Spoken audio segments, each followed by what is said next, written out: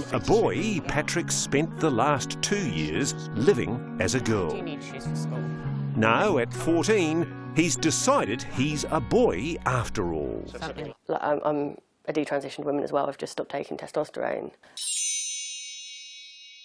Hey guys, welcome back to my channel. So today, I'm coming out of my closet. I feel like Trisha Paytas is onto something doing these videos on the floor. It's super comfortable, and I got kind of tired of doing videos in my office with the studio lights and the white wall. I feel like I looked really blown out and like not like myself and kind of like a sex robot, even more so than usual. So yeah, change of scenery. So today's video is a bit dark.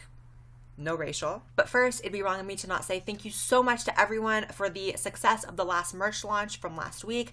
You guys really took to the pronoun shirts, which are still available now. I actually made them into stickers and mugs and other accessories. I was a little blown away by how many of you got that. And they are still available, but they are limited edition. So thank you to everyone who shopped at my store. But now on to the video. Everyone's been asking me to talk about this. There is a huge increase recently being reported in the number of teenagers and young people detransitioning. The clinics here and in London see 3,000% more patients than they did 10 years ago. Among girls, referrals are up more than 5,000%. There's no question this service is helping children who feel distressed in their own bodies. Sky News did an article and video about it. 60 Minutes Australia recently did a really interesting piece about it. And honestly, it's really got me thinking. I'm going to react to these clips. And then I want to tell my own story and just get a little personal with you guys since we're cozy and on the floor together. Because I feel like there's just some stuff I really want to say. But first, let's react to these clips of these detransitioners. You've been a boy and a girl. Mm-hmm. Born a boy, Patrick spent the last 2 years living as a girl. Do you need shoes for school? Now, at 14, he's decided he's a boy after all. Something like this, yeah. But there's a constant reminder of his life as a female. You've grown breasts, haven't you, as a result of the hormone therapy that you were being given? Yeah, so I just started developing like a girl would, and which was the thing that I wanted at that time, but now that's not so helpful. I'm a detransitioned woman as well. I've just stopped taking testosterone. And after that, I felt like I had to do something. I'm hearing from hundreds of people, and I think some of the common characteristics are they tend to be around their mid-20s.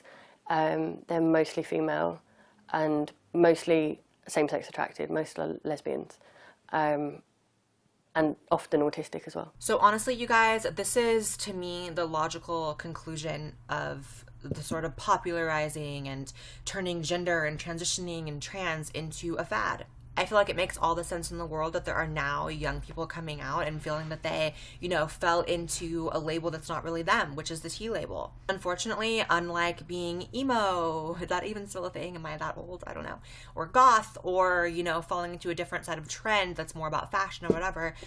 Transitioning and being transgender has a lot of times very permanent consequences. Consequences that when you are 13, 14, 15 years old, you don't really have a concept of it. You don't really have a concept when you're that young of permanence. And this is not to sound condescending or like young people are dumb. That's not it. It is literally just a scientific fact that our brains are not developed enough to the point to make those types of huge decisions at that age. And I'm gonna be so real, I feel like it's extremely dangerous and scary what I'm seeing on the internet these days, which is treating transgender as though it is gender expression, fashion, although it is something to just be thrown around lightly, because it's really, really not. Take it from me, okay? Take it from grandma, Tranma.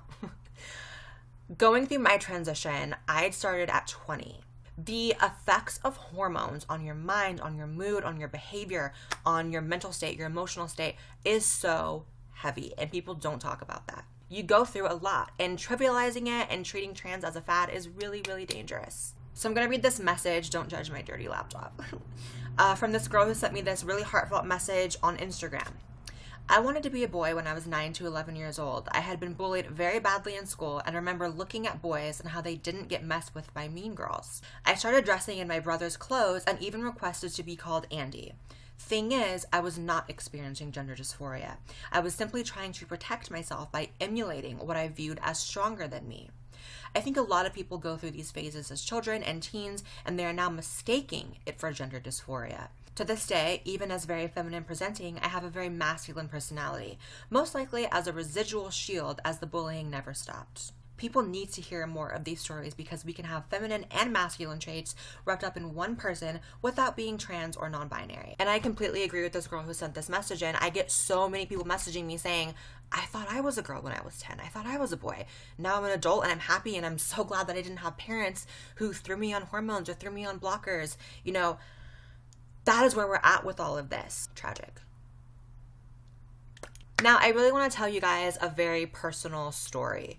And this goes out to all the young people or older people who message me on a daily basis, which is a lot of you guys, questioning if you're trans, questioning if what you're feeling means you have dysphoria, questioning if that is a life choice that you should be making. And I never feel comfortable telling people, yes, this makes you trans, or yes, this means you're feeling this, because I'm not inside your mind or your heart, and I really can't tell. What I can tell you is my story. How I knew that I was trans and how I needed to transition for my well-being, for the optimization of my quality of life, was I was at a really low point, you guys. I moved to Michigan when I was 20 for a boyfriend. Didn't work out, obviously. And there's something about moving away from all your friends and your family and your sort of normal day-to-day routine that really lends an introspective sort of new look on things. And I had always experienced gender dysphoria, but I didn't know transitioning was the right move for me. I was scared. I didn't know, like, what am I gonna look like afterwards? You know, what's it gonna be like? Am I gonna die during surgery? Like, is the world going to reject me? Am I going to end up unemployed because no one will hire some freak? Like, those were all very real thoughts in my head. And those are the thoughts that you guys express to me all the time in messages. So I think I'm speaking to you guys right now.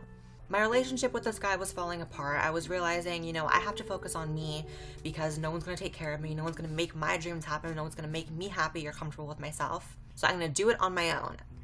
And before I called my mom, who was back in California, and had the guts to tell her I'm transgender, I need to get back to California, and I need help with this, was I asked myself, how do I picture myself in 50 years, 60 years, at age 50, 60, 70, in the casket? I literally pictured all of it. And for me, again, I was 20 years old, the thought of aging as a man was extremely distressing to me. The thought of having this expectation of living the societal role as a man, you know, a husband and kids and having a wife, and like that really deeply scared me. And I was in a really dark place with this, you guys. I remember having so much fear and trepidation. But I tell you guys this specific story of picturing yourself at a later age because I feel like oftentimes very, very young people don't have the capacity to really picture what their life could possibly be at 50 or 60. I feel like people don't treat transitioning and being trans as a permanent life choice, not just next year,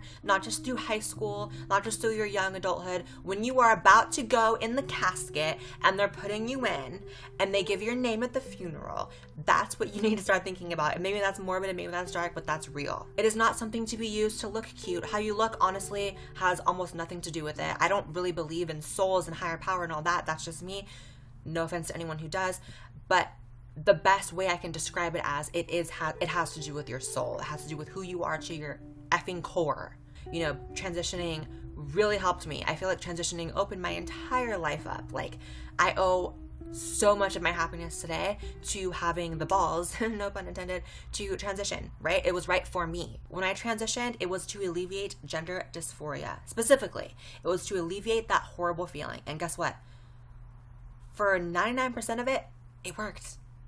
I very rarely feel dysphoric. I'm a success story. I transitioned and I'm extremely happy. So I'm also not trying to paint a picture that that is something that can happen for you or the person you love that's going through this. But what I am saying is just be sure. Don't take it lightly. But I think that's it for this video, you guys. Thank you so much for watching. Hit the subscribe button. You know you want to. You know you want to. And if you've already hit the subscribe button but not the bell, hit the bell. You know you watch my videos anyways, you might as well give the notification about it. Follow my socials because YouTube is so annoying and half the time won't notify you when I upload unless you're following my Twitter and my Instagram. And I'll see you in the next video. Bye guys.